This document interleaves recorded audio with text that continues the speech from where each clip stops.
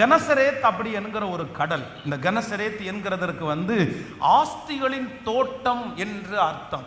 ஆண்டவர் படகை பார்க்கிறார். அந்த படகிலே இந்த கனசரேத் என்கிற இடத்திலே அவர்கள் வருகிறார்கள்.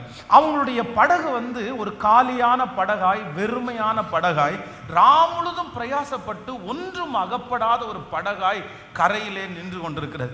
அப்ப ஆண்டவர் அந்த படகுலே ஒன்றிலே ஏறி அதை ஆழத்திற்கு தள்ளி கொண்டு போயிட்டு அந்த படகிலிருந்து ஆண்டவர் வலைகளை போடுங்கன்னு ஆண்டவர் சொல்றாரு. அந்த வலைகளை போட்ட உடனே மிகுதியான மீன்கள் கிடைத்து அந்த படகு மட்டும் இல்ல, பக்கத்தில் இருக்கிற படகும் மூழ்கத்தக்கதாய், நிரம்பி வழியத்தக்கதாய் இப்ப நிறைய மீன்கள் கிடைக்கிறது.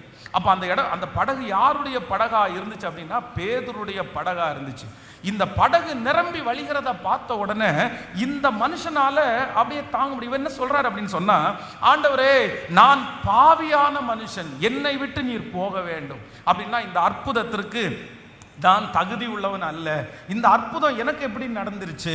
என்ன நான் ஆண்டவர் என் கூட இருக்கிறதுக்கு என் வாழ்க்கை தகுதி இல்லை, நான் ஒரு மோசமானவன், நான் ஒரு பாவியான மனுஷன், இதுக்கு இந்த கர்த்தர் என் கூடலாம் இருக்கக்கூடாது அப்படின்னு சொல்லி என்னை விட்டு போக வேண்டும் என்று ஆண்டவரிடத்தில் சொல்றான். போதும் ஆண்டவரே, போதும் ஆண்டவரே, இதுக்கு மேலே என் கூட நீங்க இருக்காதீங்க, நான் ரொம்ப மோசமான ஒரு ஆளு.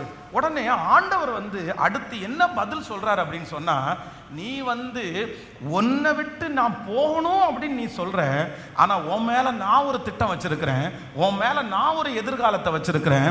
நீ வெறும் மீன்களை பிடிப்பதற்காக அழைக்கப்பட்டவன் அல்ல, நீ மீன்கள் பின்பாக போக வேண்டியவன் அல்ல, நீ இந்த படகுலையும் இந்த வலைகளிலையும் இருக்க வேண்டியவன் அல்ல.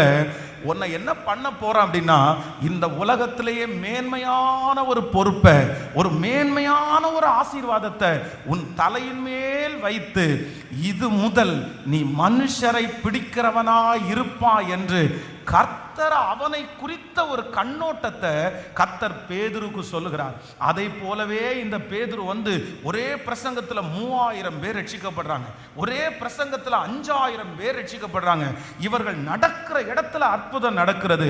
வேதம் சொல்லுகிறது, இந்த பேதுருவை திரளான ஜனங்களை கர்த்தருக்குள்ளே நடத்துகிற மனுஷரை பிடிக்கிறவர்களாய் கர்த்தர் மாற்றினார்.